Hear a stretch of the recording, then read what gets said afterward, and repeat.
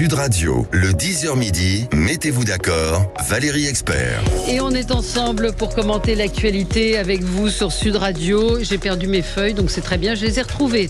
Rafik Smati, chef d'entreprise, bonjour. Vous êtes président du mouvement Objectif France. Et je rappelle votre dernier livre, Le Nouveau Temps, comment reprendre le contrôle à l'ère de l'intelligence artificielle. C'est paru aux éditions Erol et vous l'avez même offert au pape François.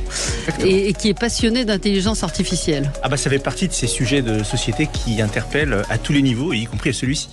Lucas Jakubowicz, journaliste politique, rédacteur en chef de Décideur Magazine. La une de Décideur Magazine ce mois-ci, qui vient tout juste de paraître, c'est Family Story, la relève. C'est avec donc les héritiers, c'est ça, enfin les histoires de famille, les grandes sagas familiales. Mais c'est les patrons d'entreprises familiales qui, au bout de la 6e, 7e génération, reprennent et développent des entreprises. Intéressant. Frédéric Fougera, président de Tenkan Paris, c'est une agence de communication. Vous avez également cofondé l'agence Cogiteur et vous venez de publier Anthologie de la com, Parole de Dircom, et c'est aux éditions Bréal Studirama. Donc vous venez tout juste de me l'offrir. Donc c'est tout chaud, Valérie. C'est tout chaud. On ne s'improvise pas communicant et on ne s'auto-proclame pas professionnel. Et ben voilà. La com est un métier. La confier à des amateurs peut coûter très cher. On a vu quelques exemples autour de nous. Donc ce sont des petites phrases comme ça, très intéressantes pour ceux qui s'intéressent à la communication. Éric Tegner ne devrait pas tarder à arriver, journaliste et président de Livre Noir. On va parler de Najat Vallaud-Belkacem et d'Internet avec vous, Rafik Smati. Grève de la fonction publique, Raphaël Glucksmann et Marie Toussaint qui ne veulent pas aller débattre sur CNews. Et puis dernière info, le président de la République est en visite surprise à Marseille pour lutter contre le trafic de drogue. Il est aux côtés du ministre de l'Intérieur et du ministre de la Justice. Vous nous direz ce que vous en avez pensé, ce que vous pensez de cette visite surprise. Voilà. Coup de gueule, coup de cœur. On peut commencer peut-être avec Frédéric. Un coup de cœur léger aujourd'hui. Oui, c'est pour ça que je commence avec le léger. Mais oui, l'actualité va être lourde après. Un coup de cœur léger et gourmand aussi, et qui concerne les réseaux sociaux. Alors les réseaux sociaux ne cesseront jamais de nous étonner, ou en tout cas de m'étonner. Et j'en veux pour preuve l'inflation récente sur les publications de recettes de cuisine ultra simples. Ouais. Ça va vous étonner que je vous parle de ça, mais en fait, moi je suis un fils de cuisinier, donc la cuisine ça m'intéresse. Et il y a aussi une inflation du coup de publication de personnes qui testent ces recettes en disant c'est pas possible, c'est fake. Et puis non, elles vous confirment que c'est réel, et je les ai testées moi-même et elles sont bien réelles.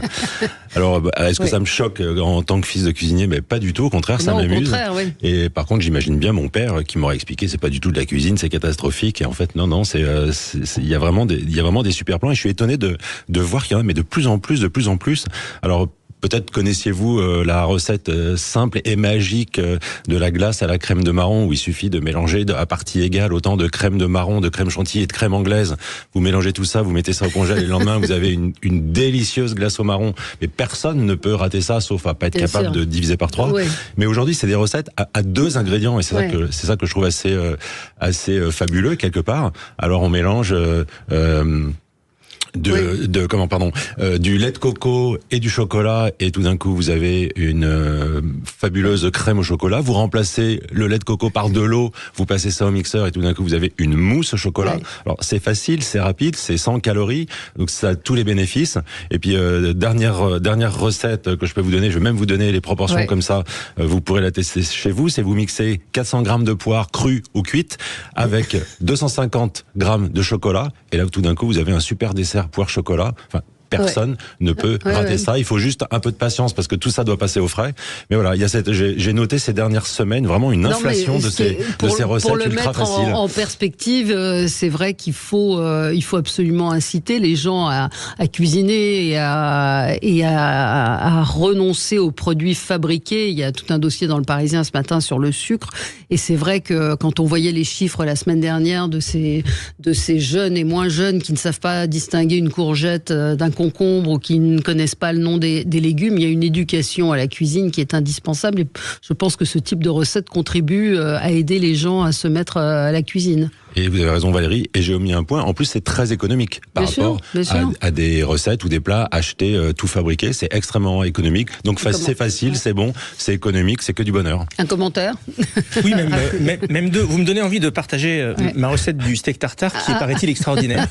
Mais... je vais me lancer dans les émissions de cuisine alors. Mais en revanche, pour être plus sérieux, ce que vous dites est très intéressant, parce qu'on critique énormément les réseaux sociaux pour les abus qu'ils peuvent apporter par ailleurs, mais ça montre très bien qu'il faut éviter, comme toujours, de jeter le bébé avec l'eau du bain, et que derrière chaque révolution, et y compris celle-ci, il y a la possibilité d'ouvrir encore plus la créativité, et qu'on peut construire un monde meilleur, y compris avec les réseaux sociaux. Bien sûr. Comme ça, et il y a dans le domaine du sport aussi, dans le domaine de la culture. Aujourd'hui, on vit une révolution de la connaissance grâce au numérique et grâce à Internet, et les réseaux sociaux en font partie. Ouais. Non, pas de commentaire, rien. Ça me permet de refaire un coup de gueule que j'ai déjà fait tout à l'heure à propos du guide Michelin. Je vous conseille l'article de Stéphane Durand-Soufflant dans le Figaro, un millésime qui transpire plus que jamais le consensus mou, c'est-à-dire que chaque année le Michelin se distingue par son marketing exacerbé, l'info qui devrait faire réagir. Et on en parle, je m'en veux d'en parler parce que c'est fait pour qu'on en parle. On fait passer un chef qui a certainement du talent que je ne connais pas, de 0 à 3 étoiles, ça ne s'est jamais produit. Donc d'un seul coup, tout le monde parle de ça. Il y a des rétrogradations qui sont censées faire passer aussi, parler. Voilà, je trouve que c'est... Depuis qu'ils ont déclassé Guy Savoy, ils ont perdu à mes yeux toute crédibilité. Ouais, écoutez, donc voilà, chaque année c'est l'incompréhension. Alors c'est subjectif effectivement, mais l'incompréhension parfois de leur palmarès. Allez, on se retrouve dans un instant avec vous pour commenter l'actualité. À tout de suite. Sud Radio, le 10h midi, mettez-vous d'accord, Valérie Expert. Et nous nous retrouvons dans ce studio pour commenter l'actualité avec Rafik Smati, chef d'entreprise, président du mouvement Objectif France. Vous avez publié Le Nouveau Temps, comment reprendre le contrôle à l'ère de l'intelligence artificielle chez Erol. C'est très accessible et très compréhensible, je le dis, pour ceux qui s'intéressent à l'intelligence artificielle. Lucas Jakubowicz, journaliste politique, rédacteur en chef de Décideur Magazine.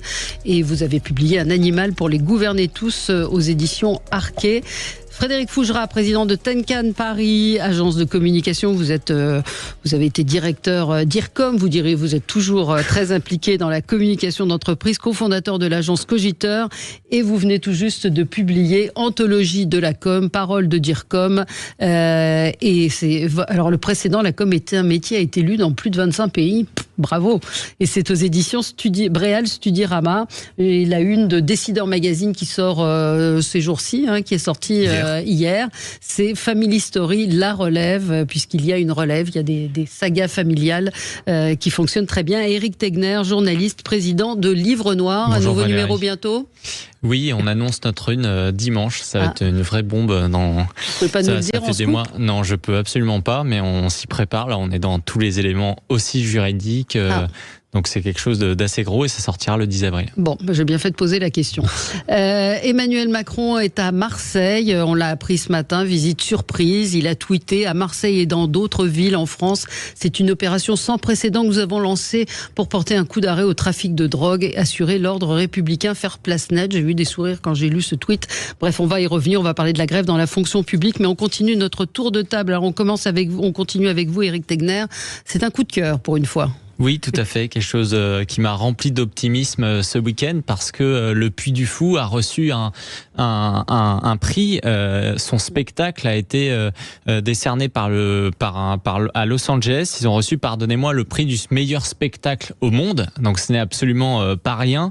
Sur leur dernière création qui s'appelle Le Mime et l'Étoile. Donc c'est véritablement à Los Angeles. Ça s'appelle la Teen Entertainment Association, qui est l'association la plus prestigieuse aujourd'hui sur les spectacles. Donc évidemment que c'est une reconnaissance immense. Nicolas Devilliers, le fils du fondateur Philippe Devilliers, était présent là-bas. Il était extrêmement ému et il a eu ces mots en disant que ça montre aussi que la France aujourd'hui est capable, encore une fois, d'innover, de rivaliser. Donc je pense que c'est extrêmement important de le souligner, d'autant plus que finalement ça a eu assez peu d'écho en France, en tout cas dans les grands médias. On aurait pu s'attendre à ce que tout le monde en parle en fait. Et c'est malheureusement dommage qu'on ne souligne pas. Souvent Rafik Smati dit qu'il faut voir les choses positives dans nos pays et donc on peut être très heureux que le Puy du Fou fasse rêver aussi pas seulement d'ailleurs des millions de jeunes Français, des enfants, des adolescents, mais également des étrangers qui viennent. Aujourd'hui, c'est un des parcs où il y a le plus d'étrangers qui arrivent. Et donc, ça nous permet de leur montrer aussi une culture française. Il n'y a pas seulement Disneyland Paris, il y a le Puy du Fou. Et à l'heure où le Puy du Fou aussi peut être critiqué, on se rappelle l'année dernière à quel point il avait reçu énormément de critiques, d'attaques. Je pense que c'est de compléments d'enquête, c'est important de le souligner. Moi, je voulais évidemment adresser des félicitations aux 4000 Puy-Follets parce que ce sont aussi majoritairement des bénévoles, ce sont des créateurs, il y a également des artisans, il y a tout un écosystème autour de ça qui a fait vivre une véritable région. Et évidemment aussi à la famille de Villiers parce qu'on voit que la succession, j'ai envie de dire, pour le fils Nicolas de Villiers, c'est passé. Donc vous parliez tout à l'heure des Success Family, la famille de Villiers en fait partie et on aimerait aussi qu'il soit mis bien plus en avant. On espère que la période même des Jeux Olympiques qui va arriver, on va essayer de mettre en avant des personnalités de certains mondes, des arts, de la culture, le Puy du Fou et sa place aussi. Mais c'est vrai qu'il y a eu très peu de retours, enfin on en a très peu parlé dans la presse de ce... on se met une pince à linge sur le nez quand on parle du Puy du Fou. C'est pas un petit prix, c'est l'équivalent des Oscars. Mais n'est pas Justine Triet qui veut. Exactement, et c'est pour un spectacle qui est merveilleux entre une cigane et une star de cinéma qui se sont rencontrés au début du XXe siècle. Alors moi j'ai pas eu le bonheur d'y aller parce que je suis allé au Puy du Fou, j'y suis allé 3 fois depuis le début. J'y suis allé avant que ce spectacle arrive, donc ça m'a donné envie d'y retourner à partir du mois de mai-juin. Commentaire ? Oui, peut-être 2 commentaires pour expliquer peut-être ce relatif silence. Le premier, je ne vais pas vous l'apprendre. Lié à la famille de Villiers. Voilà, Philippe de Villiers en particulier. Il y a un gap entre le positionnement politique du Puy du Fou et le positionnement politique de la majorité des médias qui explique ce relatif silence. L'autre point ou l'autre clé d'explication, à mon avis, c'est qu'en France, on est un pays qui est très pessimiste. Et la presse, et je m'inclus dedans, on a tendance à monter en épingle des mauvaises nouvelles et à taire les bonnes. Et juste petite parenthèse d'ailleurs sur le Puy du Fou qu'aurait une orientation politique. J'ai envie de dire, c'est le cas pour tous les parcs d'attractions. Et je vais citer d'ailleurs Jean-Luc Mélenchon, qui dit que tout est politique, y compris d'ailleurs le divertissement. Donc certes, le Puy du Fou a un projet politique, mais je vous rappelle que Disney a aussi un projet politique et ne s'en cache pas. A fait par exemple un programme qui s'appelle Reimagine Tomorrow ou Reimagine 2030, je sais plus, avec des quotas de minorités, de sujets à traiter, etc. Donc en fait, le divertissement en lui-même est politique. Avec une différence, c'est que le Puy du Fou, c'est profondément français. Disneyland, c'est aussi la culture américaine, donc il y a quand même une différence d'approche là-dessus. Non, mais c'était l'explication. Non, mais l'explication était effectivement liée à la famille de Villiers. Mais je veux relever qu'à l'heure où on a vu sur les auditions, par exemple, de Vincent Bolloré, on disait il a un projet politique, etc. Aujourd'hui, ceux qui s'occupent de la diffusion des Césars, on sait qu'à chaque fois, il y a les plus gros gauchistes de la Terre dans le monde des acteurs qui sont mis en avant, mais c'est Canal+. Donc à un moment donné, on le souligne pas aussi, ils sont capables de mettre en avant différents projet, j'aimerais qu'on le fasse sur le Puy du Fou. Mais même France 2, la directrice de France Télévisions avait dit que son objectif était de montrer la réalité, non pas telle qu'elle était, mais telle qu'elle devrait être. Donc oui, il y a des projets politiques partout, mais c'est pas grave. Je vous conseille l'excellent entretien avec Elisabeth Lévy, donc Causeur, 2h30 d'entretien. J'ai écouté votre commentaire sur... Commentaire, j'ai envie de sortir du champ politique. Le Puy du Fou, c'est un parc qui a un magnifique succès, avec un spectacle que je ne connais pas, mais apparemment magnifique. Effectivement, je pense qu'il faut s'en réjouir, tout simplement, au-delà de toutes les polémiques qu'on peut inventer, susciter ou provoquer. Bravo. Oui, c'est un superbe projet entrepreneurial qui réussit, et dès que la France réussit, il faut l'applaudir par principe. Absolument. Lucas, c'est un coup de gueule. Je ne sais pas si c'est un coup de gueule, un coup de cœur, ça dépend de son positionnement politique. On va dire que c'est un coup de projecteur sur un chiffre qui, à mon sens, en politique, est très important et peu mentionné. C'est un malentendu en fait, c'est à propos de la Macronie. C'est-à-dire qu'il y a un cliché qui consiste à dire que la Macronie, c'est le parti des riches. On entend tout le temps, c'est vrai dans une certaine mesure, mais le truc le plus important à dire, c'est qu'aujourd'hui, le macronisme, c'est le bord politique des vieux. C'est une tendance qui a commencé en 2019 et qui évolue année après année. Et à ce titre, je voudrais citer certains sondages, les sondages de mars pour les européennes. Donc il y avait un sondage qui avait été fait par Ipsos, je crois, pour la Fondation Jean Jaurès et Le Monde, qui montre qu'aujourd'hui, la liste macroniste aux européennes est à 18-19% d'intention de vote. Elle est à 30% chez les plus de 70 ans. Elle est à 4% chez les 18-25 ans. Il y avait un sondage aussi de l'IFOP avec qui vous travaillez, qui a été publié 1 ou 2 jours d'intervalle, qui montre la même chose, c'est-à-dire plus de 30% chez les plus de 65 ans et moins de 10% chez les moins de 35 ans. Donc, je pense que c'est un signal d'alerte pour la Macronie de dire que c'est devenu le parti des vieux. Et je ne sais pas si vous vous souvenez, en 2017, quand on parlait de la présidentielle, on disait il y a quelque chose de jamais vu dans l'histoire de la Ve République, c'est l'électorat de François Fillon qui est très âgé.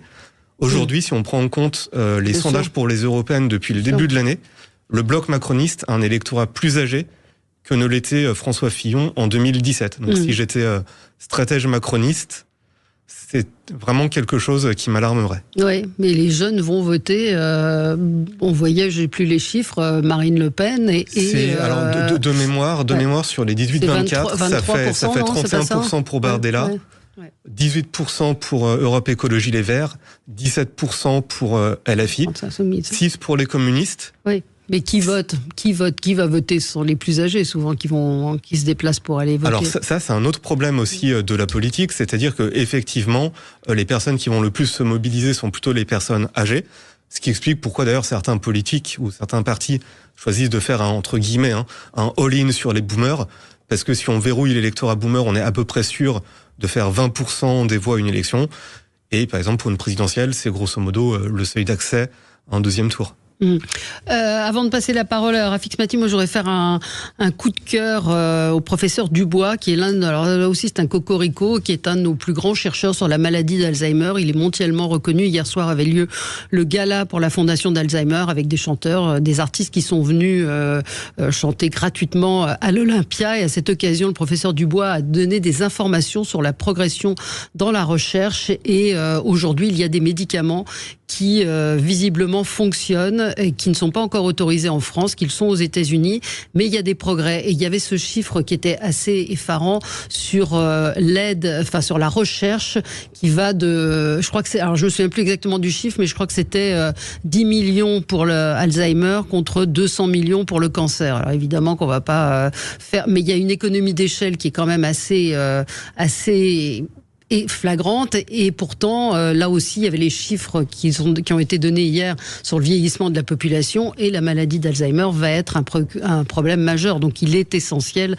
d'investir sur la recherche pour guérir ou en tout cas freiner la maladie d'Alzheimer, la dépister. Ils sont aussi il y a des travaux très intéressants, donc il faut les aider. Donc ça s'appelle Fondation Recherche Alzheimer. Puis un coup de chapeau à notre amie Véronique de Villèle qui depuis des années s'investit pour cette fondation, et j'ai trouvé que c'était assez remarquable. Voilà. Oui, vous voyez, sans polémique, je trouve ça bien qu'on essaye de trouver des solutions pour soigner et guérir les gens, plutôt que d'avoir des débats sur comment faire en sorte qu'ils meurent. Ouais. Et je trouve que, oui, mais c'est important. C'est-à-dire qu'encore une fois, quand on a parlé de l'euthanasie, mais les malades d'Alzheimer ne sont pas concernés par le. Ce que je veux dire, c'est une réflexion globale de voir qu'il y a énormément d'investissements aujourd'hui dans le débat public sur comment mourir, alors qu'il y a déjà très peu qui est fait ailleurs, qu'il y a besoin effectivement de soutenir sur la recherche. Et que, en fait, c'est une question aujourd'hui de moyens. Les chercheurs aussi, c'est ce qu'ils disent. C'est une question de moyens et c'est une question de temps. Ouais, j'ai envie de transmettre un message d'espoir à tous ceux qui sont malades aujourd'hui, en particulier du cancer. La recherche ces dernières années a connu un bond spectaculaire. Et je prends le pari avec vous que dans les décennies qui viennent, je me risquerai pas à donner une date précise, mais le cancer va devenir une maladie quasi chronique. Aujourd'hui, vous avez des protocoles d'ARN messager qui sont en train d'être testés avec succès contre l'un des cancers les plus compliqués, le cancer du pancréas, et ça marche. Donc là, on est en train d'entrevoir ce que pourrait être la fin du cancer. Et moi, quand je m'adresse à des personnes qui sont atteintes de cette maladie, je leur dis gagnez du temps. Le temps que vous gagnez aujourd'hui, c'est un temps qui va vous permettre d'être sauvés, parce que aujourd'hui, la science roule pour nous, et je vous le dis, les résultats sont absolument spectaculaires. Oui. J'ai une amie, moi, qui a un cancer du pancréas depuis 3 ans et qui est maîtrisé. Donc avant, c'était un cancer alors évidemment, il y en a encore, mais c'est important de dire que la recherche est là. J'étais assez stupéfaite de développement de médicaments qui semblent freiner la progression de la maladie. Donc c'est toujours intéressant de le signaler, et vous pouvez les aider, donner très peu, 10 €, c'est 1 heure de recherche pour la maladie. On va marquer une pause, et Rafik Smati, avec vous, on va parler de la déclaration hier de Najat Vallaud-Belkacem à propos de la restriction des gigas. Je ne sais même pas s'il faut en parler, mais bon, on va en parler quand même. Sud Radio, le 10h midi, mettez-vous d'accord, Valérie Expert. Et on est ensemble pour commenter l'actualité. Alors Rafik Smati voulait revenir sur les déclarations de Najat Vallaud-Belkacem. Alors je vous laisse exposer son propos. Oui, Najat Vallaud-Belkacem, l'ancienne ministre de l'Éducation nationale, qui a fait une tribune, très honnêtement, que je n'ai jamais lue, permettez-moi le mot, mais je n'ai jamais lu aussi con. Elle propose c'est grave, si Rafik dit con, c'est que c'est grave. De réguler Internet et de nous affecter à chacun d'entre nous un quota de 3 gigas par semaine. 3 gigas, c'est la quantité de données consommées.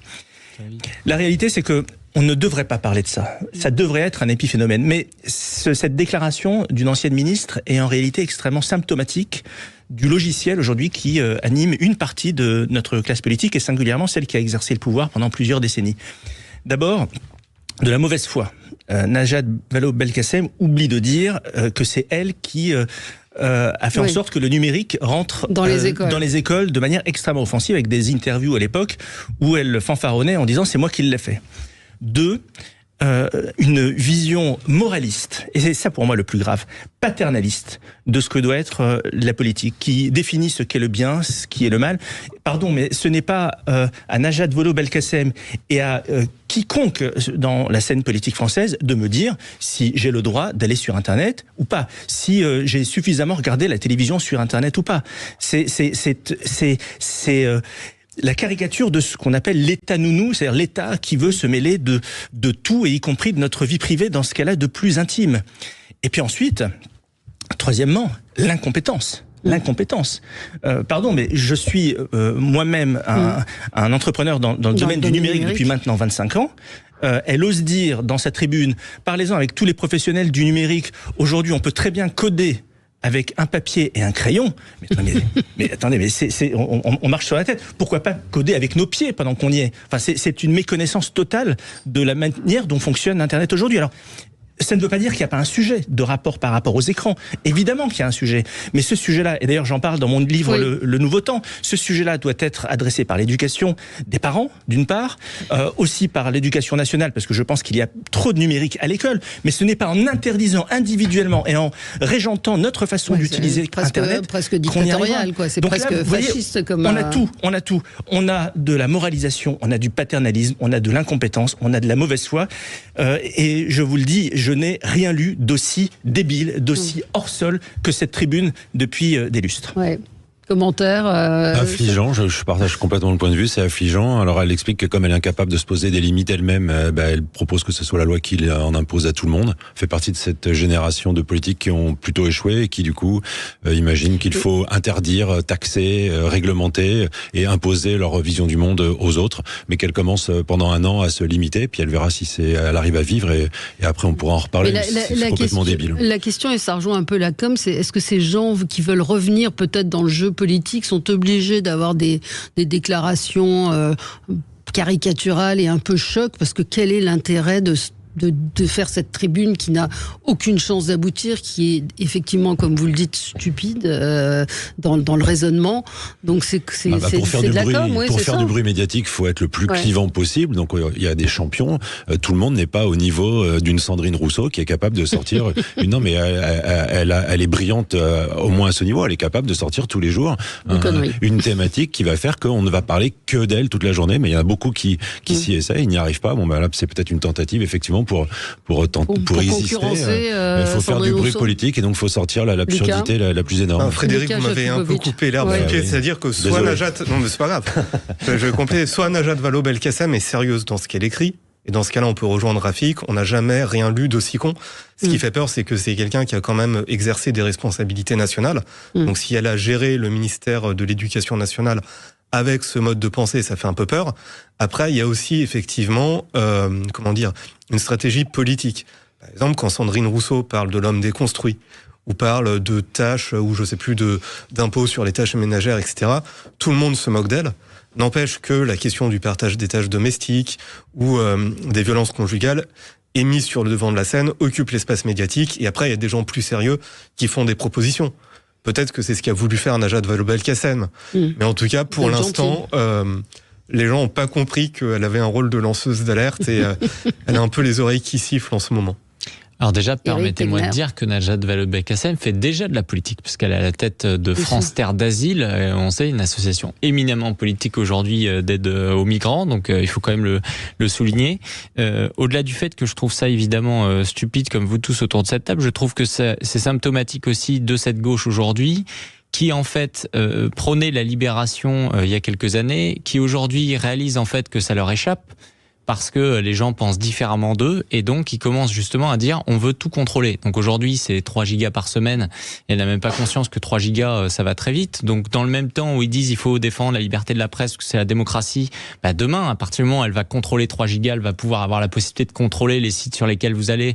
Elle va dire il y a les bons sites, il y a les mauvais sites, il y a les bons médias, il y a les mauvais médias. Ensuite, vu qu'on sait qu'ils passent leur vie aussi à essayer de savoir ce que vivent les gens chez eux, dans leur propre intimité, on va finir par vous fliquer chez vous, parce que grâce aussi aux objets connectés et à l'internet, on arrive à savoir comment ça se passe chez vous. Peut-être est-ce que vous êtes violent quand vous parlez à votre femme ou autre.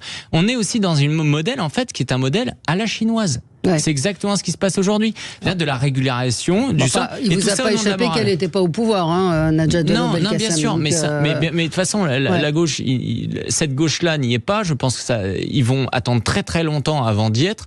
Mais ça en dit long parce que ça éclaire le débat public aujourd'hui. Lorsqu'on parle de liberté d'expression, lorsqu'on parle de liberté de la presse, lorsqu'on voit que c'est eux qui pratiquent la censure en permanence, c'est ça qu'il faut expliquer aussi aux Français, c'est que ces idées-là, qui ont l'air en fait bonnes entre guillemets, parce que vous savez, il y a des gens, ils les écoutent, ils se disent bon, ça a l'air pas si bête, etc. Vous savez, le contrôle, c'est toujours plus facile que de dire aux gens qu'on va faire des efforts. Mais derrière, l'objectif, en fait, c'est vraiment d'être sur un modèle qui va être complètement autoritaire dans nos propres vies. Si vous me permettez, c'est que Najat Vallaud-Belkacem ne passe pas à côté de l'essentiel et fait diversion. L'essentiel, c'est quoi aujourd'hui? C'est que nous sommes face à une révolution numérique, où nous sommes surpassés par les Américains et par les Chinois. Et l'enjeu aujourd'hui du débat public et de toute personne qui doit être engagée en politique, et y compris Najat Vallaud-Belkacem, c'est comment faire en sorte pour que nous, la France, nous les Européens, on soit des acteurs de cette révolution industrielle. J'entendais Sam Altman, qui est le fondateur de OpenAI, ChatGPT, qui disait pas plus tard que hier ou avant-hier, l'année que nous vivons en ce moment est la plus fascinante de toute l'histoire de l'humanité, à l'exception de toutes les années à venir. Et c'est ça qui est en train de se jouer aujourd'hui. Et on devrait être tous collectivement en train de se dire comment on va faire de la France un vrai champion de l'AI. Comment on va libérer les forces vives pour que nos entrepreneurs de la tech, et il y en a plein, pour que nos ingénieurs, pour que nos mathématiciens puissent s'éclater, puissent avoir du financement public pour créer de grandes choses et rivaliser avec les grandes entreprises américaines. Et comme d'habitude, face à ce type de situation, on a des personnes qui sont en réaction, alors qu'on devrait être en action, on devrait être à l'offensive. Des personnes qui sont en défense, et la défense, c'est quoi? Ça passe par l'interdiction, ça passe par la norme et ça passe par la taxe. Tout ce que nous faisons en France depuis maintenant 40 ans et qui ne fonctionne pas. Les États-Unis veulent interdire TikTok. Vous avez lu ça? Alors Trump devient un peu pro TikTok là pour emmerder Zuckerberg chez Facebook. Donc mais j'ai vu que la Chambre des représentants a voté une majorité, une loi qui marque donc l'interdiction de TikTok pour des raisons de sécurité intérieure. Parce on n'est pas du tout sur du Najat Vallaud-Belkacem qui, on n'est pas sur sur la morale. On est sur la sécurité nationale. Il faut avoir un truc. Moi, j'ai pas TikTok sur mon téléphone portable. Il faut savoir un truc, c'est que si vous avez TikTok sur votre téléphone portable, on n'en est pas sûr, mais il y a une très forte probabilité qui a été documenté par tous les services de renseignement, c'est que vos données sont aspirées par les services de renseignement chinois. Alors si ça vous est égal, vous pouvez continuer à utiliser TikTok, mais s'il y a un enjeu, et notamment en France, tous les fonctionnaires n'ont pas le droit d'avoir TikTok sur leur téléphone portable, et c'est très bien. Donc il y a un vrai devoir de vigilance. Oui, mais après, c'est soit les Chinois, soit les Américains. Il faut quand même rester lucide. Les Américains, aujourd'hui, sont les premiers à pomper nos données. Ce sont eux aussi qui ont énormément de serveurs, qui ont les clouds, etc. C'est eux qui ont Amazon. Donc aujourd'hui, mais si on force le trait, je préfère que mes données. Quand j'entends sécurité nationale côté américain, moi j'entends aussi privation de liberté. C'est ça que je veux dire. Moi je préfère que mes données soient chez Zuckerberg qu'au Parti communiste chinois. Ensuite, chacun choisit ses amis. Oui, mais quand on parle d'Europe, c'est le sujet en ce moment. Moi, j'aimerais bien qu'on ne tombe pas. Vous appelez souvent à l'optimisme. J'aimerais qu'on ne tombe pas dans le défaitisme justement, et qu'on ne tombe pas dans le piège sur l'histoire de TikTok. Après, TikTok, ce qui est intéressant à mettre en avant, juste je le mettrai, c'est que souvent on parle de problèmes d'éducation, notamment à l'accès à TikTok. On sait qu'il y a un TikTok différencié selon qu'on soit en Chine ou selon qu'on soit en Occident. C'est-à-dire que aujourd'hui, il y a beaucoup plus de contrôle en Chine. Ils savent très bien aussi qu'à un moment donné, ils n'ont pas envie que les contenus que nous on voit chez nous, qui polluent quand même aussi les jeunes, touchent et polluent les jeunes chinois. C'est intéressant de voir comment ils ont une vision des choses. On va marquer une toute petite pause de pub et on va revenir sur cette visite surprise d'Emmanuel Macron ce matin à Marseille pour éradiquer le trafic de drogue. À tout de suite. Sud Radio, le 10h midi, mettez-vous d'accord, Valérie Expert. Sud Radio, le 10h midi, mettez-vous d'accord, Valérie Expert. Et on est ensemble jusqu'à midi. Alors, visite surprise d'Emmanuel Macron à Marseille ce matin. Il est arrivé, ce n'était pas en tout cas annoncé. C'est une visite au lendemain de l'opération Place Nette XXL qui a été lancée dans les quartiers nord. C'est son 13e déplacement à Marseille. Il a rejoint Éric Dupond-Moretti et Gérald Darmanin. Il y a eu un grand coup de filet, vous le savez, hier. Et donc, le but est d'éradiquer les narcotrafiquants. On ne peut que saluer cette démarche et on peut aussi être un peu dubitatif parce qu'on a vu, c'est pas la même ampleur à Stalingrad où on nous avait dit qu'on allait évacuer tous les trafics de crack, ils sont tous revenus. Et donc, Emmanuel Macron, je vous rappelle son tweet, a dit « Nous avons lancé une grande opération pour porter un coup d'arrêt au trafic de drogue et assurer l'ordre républicain pour faire place nette ». Rafik Smati, vous connaissez bien Marseille, vous y êtes allé, vous nous aviez raconté une de vos visites et nous on a reçu plusieurs fois des journalistes qui ont enquêté à Marseille où il y a un véritable système mafieux qui s'est mis en place dans certains quartiers. Il est clair que quand vous allez dans certains quartiers de Marseille, vous entrez clairement dans une zone de non-droit qui est identifiée d'ailleurs par des personnes qui se présentent à vous comme étant la police du quartier, qui portent des armes et et ça c'est le mauvais côté de Marseille. Vous savez, c'est comme le disait Soprano dans une de ses chansons, Marseille, il y a le côté carte postale et le côté cramé. Et c'est vrai que ça, on le sent encore à Marseille. Au grand désespoir des habitants qui vivent dans ces quartiers, qui d'ailleurs sont pour la plupart issus des mêmes communautés, sont d'origine maghrébine, etc. Et donc on n'est pas du tout sur un sujet communautaire ou lié à une religion, on est sur du banditisme, on est sur de la mafia. Je ne sais pas quel va être l'impact de ces opérations Place Nette. Je ne veux pas, par principe, être dans le négativisme. J'ai envie de donner le bénéfice du doute aux autorités, parce que je préfère voir une opération Place Nette plutôt que pas d'opération du tout. Bien sûr. Donc, j'ose espérer que ce qui est mis en place actuellement va porter ses fruits. Ce qu'il y a d'important, c'est qu'aujourd'hui, dans le maillon faible de notre politique de sécurité en France, depuis maintenant plusieurs décennies, c'est la justice. C'est pas tant la police ou les services de renseignement, c'est la justice. Les budgets de la justice, parce qu'on doit faire preuve d'honnêteté intellectuelle, ont été très significativement augmentés depuis maintenant 3-4 ans. Maintenant, l'objectif, c'est que nous, en tant que citoyens, nous ayons la garantie que toutes les personnes qui ont été identifiées dans ces opérations Place Nette et dont on estime qu'elles sont dangereuses pour la société, nous devons avoir la garantie, nous en tant que citoyens, que ces personnes-là sont hors d'état de nuire durablement. Est-ce que la justice est aujourd'hui en situation de nous offrir cette garantie? Je n'en suis pas encore certain. Et on pense au rapport qui a été remis au Sénat et les magistrats marseillais auditionnés qui disent nous sommes en train de perdre la guerre, et ils comparaient Marseille à une narco-ville, et c'est vrai que les morts sont de plus en plus nombreux et que oui, il y a de véritables zones de non-droit. Peut-être Frédéric Fougerin. Je sens, Valérie, que votre question, c'est de savoir si c'est de la communication. Voilà. Mais j'ai envie d'abord de vous dire oui, c'est de la communication, mais la communication, elle fait partie de la vie politique. Il faut faire adhérer à ses idées, il faut promouvoir ses actions. On a envie d'y croire. Il faut promouvoir son travail. Il faut aussi pouvoir se défendre des critiques éventuelles, mais la communication, elle doit répondre à la question du pourquoi. Donc pourquoi on le fait? Est-ce que ce déplacement du président de la République, c'est pour annoncer des mesures? Est-ce que c'est pour annoncer des résultats? Est-ce que c'est pour occuper le terrain? Est-ce que c'est pour faire diversion par rapport à d'autres sujets?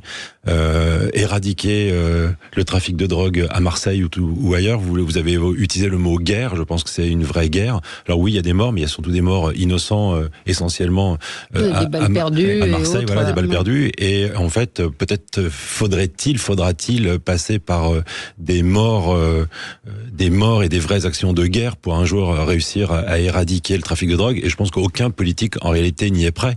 Donc, c'est des enchaînements de mesurettes ou de mesures de grande ampleur, mais ça reste des actions très ponctuelles qui, je le crains, n'éradiqueront rien parce que on n'a pas le courage, on n'a peut-être pas non plus l'armement juridique, on n'est probablement pas prêt à régler cette situation parce c'est complexe, c'est très engageant, c'est politiquement très sensible.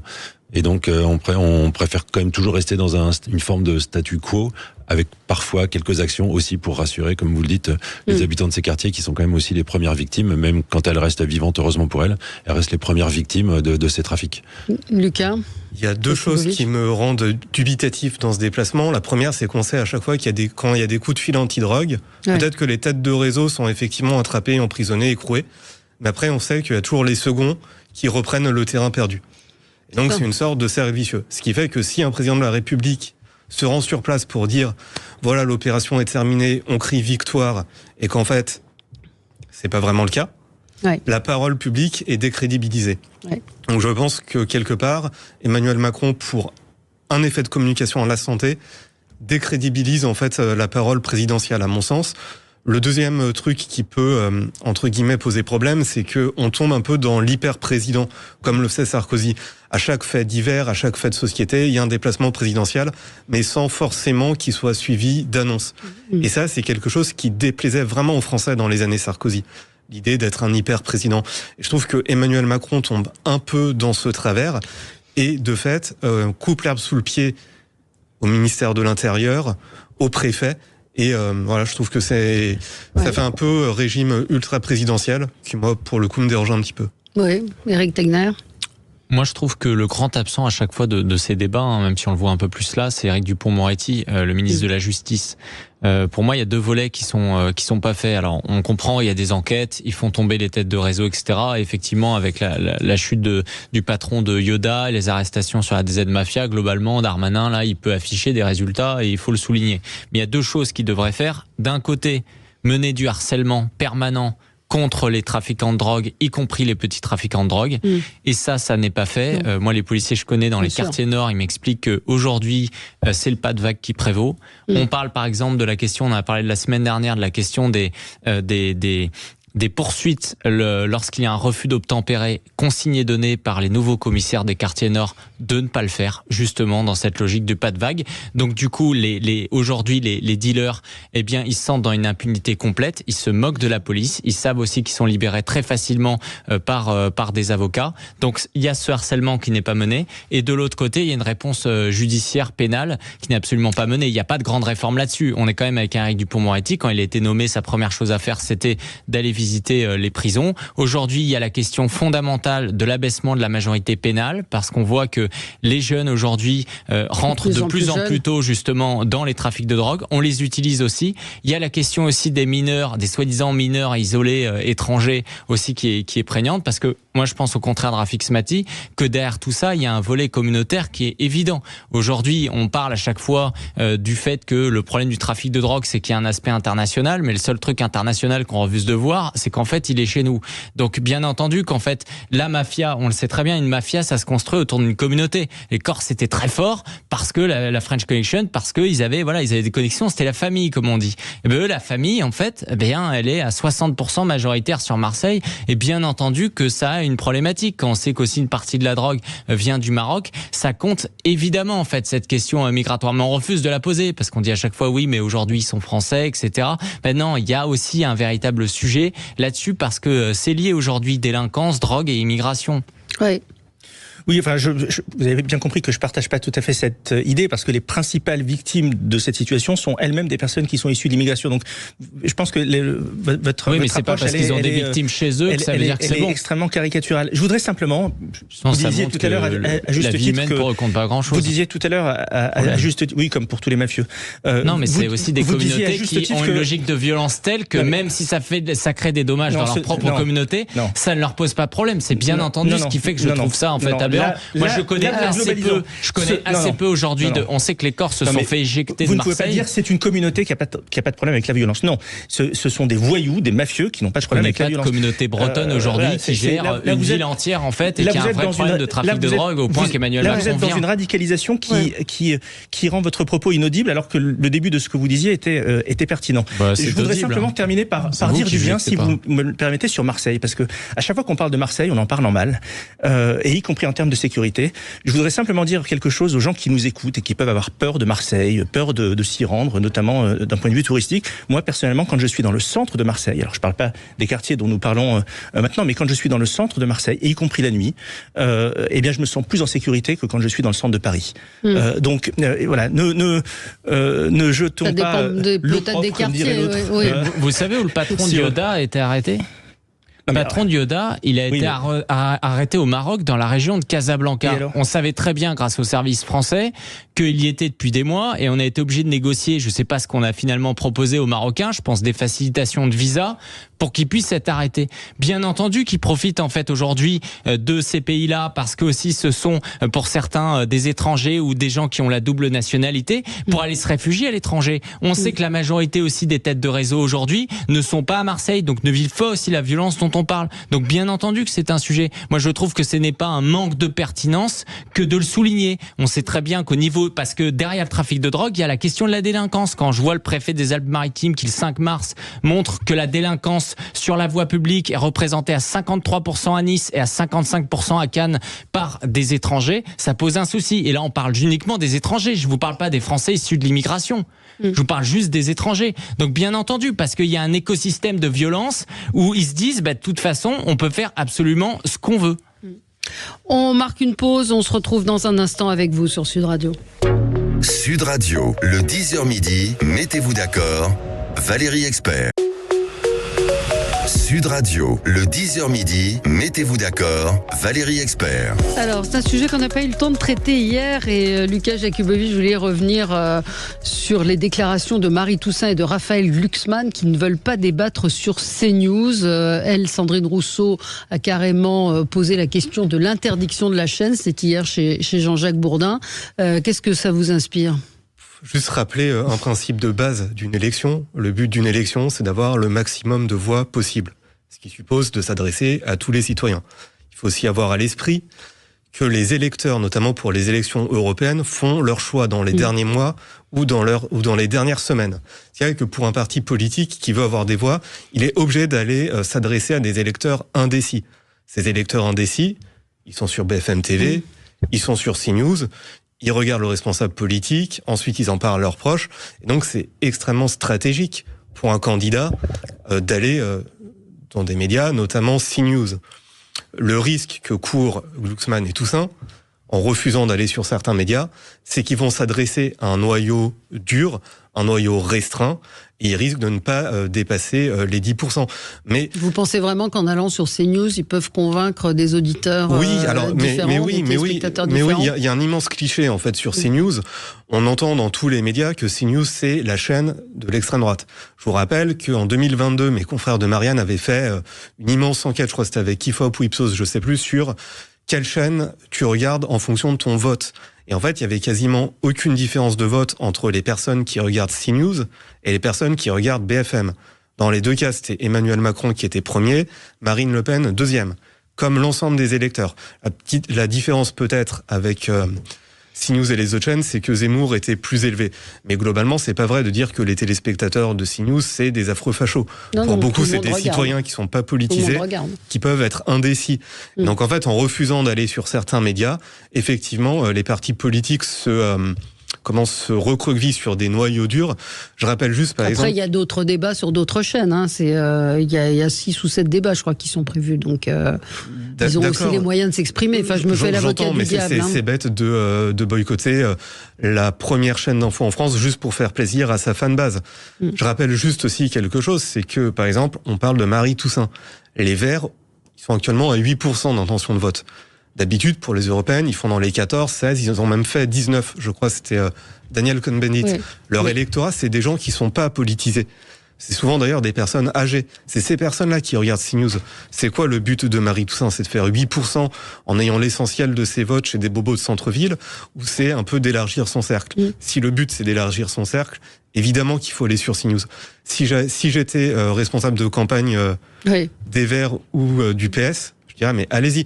Et d'ailleurs, entre parenthèses, pour terminer, le parti le plus stratégique et le plus intelligent en gauche, c'est LFI. Est-ce que LFI boycotte CNews ? Oui. Non. Enfin, il le boycotte pas sur le débat, mais il le boycotte. J'allais venir dessus. Ouais. La vérité, c'est que si Raphaël Glucksmann, il boycotte, c'est parce que de toute façon, il a France Inter qui est avec lui. Et ça, c'est pas moi qui le dis. Hein. Ça, c'est Manon Aubry ce matin, les propos rapportés dans le journal L'Opinion. Parce que on le sait très bien, on sait ici, vous recevez souvent quelqu'un qui est sur la liste, que je ne citerai pas, de Raphaël Glucksmann, qui nous avait dit globalement que Raphaël Glucksmann, il était adoré par tous les médias. C'est l'homme people du moment. Donc une Manon Aubry, bien entendu, elle se sent obligée d'aller partout en fait aujourd'hui. Elle y est tenue pour aller faire des voix. Et la vérité, c'est que derrière ce que ça sous-tend quand même, c'est le fait que Glucksmann connaît une surreprésentation dans les médias de gauche, dont France Inter, qui est aberrante, y compris chez les candidats de gauche. Ça, vous en êtes certain qu'il est surreprésenté sur France Inter? Non, mais aujourd'hui, c'est la star. Glucksmann, c'est l'homme qui peut aller partout où il veut. Oui, mais pas France Inter. Vous accusez France Inter d'être... Si par exemple il fait un débat France Inter, il fait un débat Glucksmann contre Bardella, face à face. C'est quand même pas mal. Ouais. Ça lui permet quand même de lui donner de la stature. Donc voilà, on se rappelle quand même qu'il y a une journaliste de France Inter qui, à la dernière campagne, avait choisi de se mettre en retrait parce que c'était la femme de Raphaël Glucksmann. Donc bien entendu que c'était un sujet à l'époque. Si je me permets de le souligner, c'est qu'à l'époque, cette journaliste avait jugé que c'était important de se mettre en retrait. Là, visiblement, ça ne l'est pas. Moi, je n'ai pas forcément compris les explications. Le deuxième élément qu'il faut souligner, et ça, je vais citer les confrères de Libération, c'est que visiblement, en tout cas selon Libération, ils commettent une erreur parce qu'ils fournissent aussi à CNews l'excuse suprême en disant on nous oblige aujourd'hui à avoir une diversité. Vous voyez très bien là, dans ce cas très concret d'une élection, parce qu'on comprend le boycott hors élection. Mais en période électorale, c'est vraiment jamais personne ne boycotte. Et donc ça montre, en fait, ça pourrait permettre d'une certaine façon à l'Arcom de se sentir obligé de faire un cas différent d'exception pour CNews. Ouais. Rafik Smati, sur ce... D'abord, je veux partir d'un proverbe populaire qui dit que les absents ont toujours tort.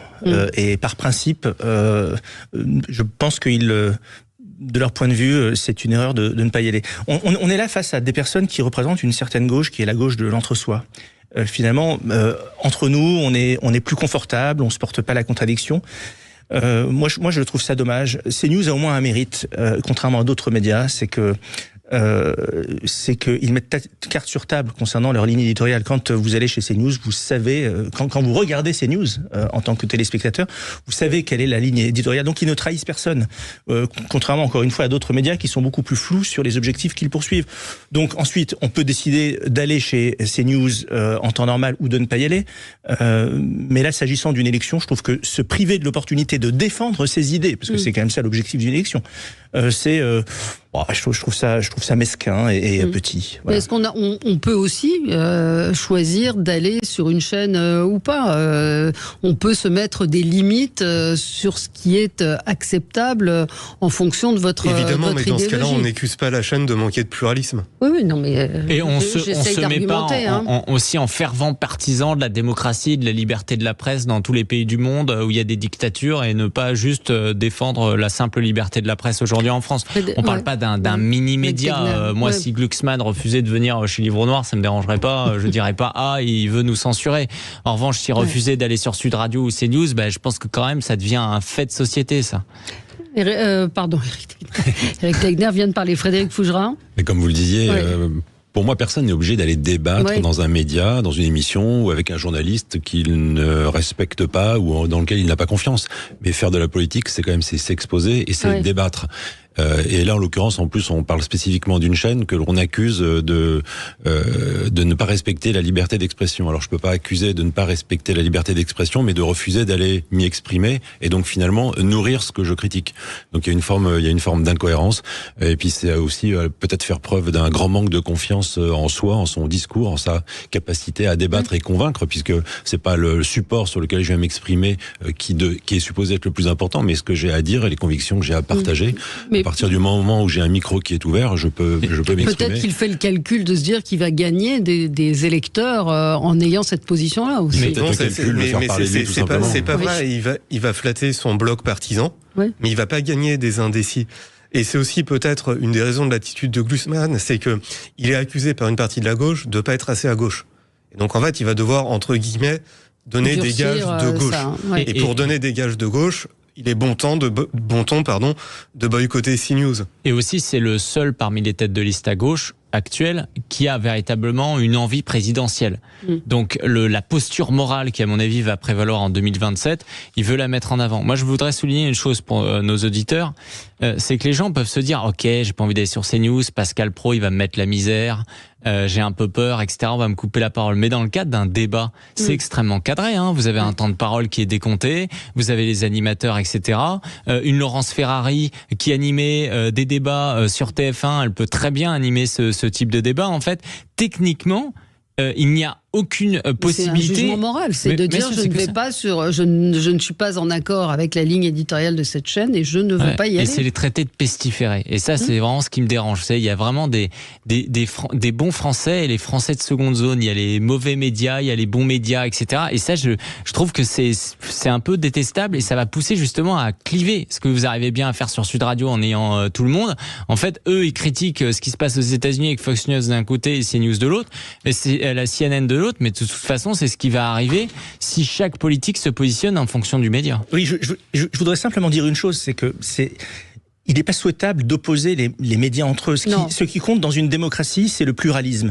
C'est le fait d'avoir plusieurs sons de cloche. En ce qui me concerne, ça va peut-être vous surprendre, mais j'écoute France Inter, que je considère comme étant une très bonne radio, et je l'assume, et je regarde CNews, qui a une ligne éditoriale intéressante. Et c'est évidemment pas exclusif. Et donc, enfin... Cette façon de vouloir nous auto-radicaliser, de vouloir nous cornériser, moi je suis uniquement cette chaîne, uniquement cette radio. Non. Dans la vraie vie, c'est pas comme ça que ça se passe. Dans la vraie vie, il y a plusieurs ondes qui viennent à gauche. Vous êtes parfois sur TF1, vous êtes parfois sur CNews, vous êtes sur BFM TV, vous êtes sur Public Sénat. Et c'est très bien, c'est la pluralité qui fait le dynamisme d'une démocratie et d'un débat public. Eh ben, écoutez, ce sera le mot de la fin. Il y a la campagne qui va démarrer officiellement, donc on va être nous aussi restreints en temps de parole avec nos invités, et ce sera à partir du 15 avril. Donc je pense que Léa Salamé, à qui vous faisiez référence sur France Inter, va se mettre en retrait à ce moment-là. Pour l'instant, la campagne n'est pas officiellement commencée. Je pense qu'elle le fera évidemment de la même manière. Mais sur Glucksmann, je ne sais pas s'il est plus invité sur France Inter que sur les autres médias. Pas sûr. Il y est bien présent en tout cas. Oui, bon. À suivre. Merci à tous. Très bonne journée sur Sud Radio. Tout de suite, André Berkoff.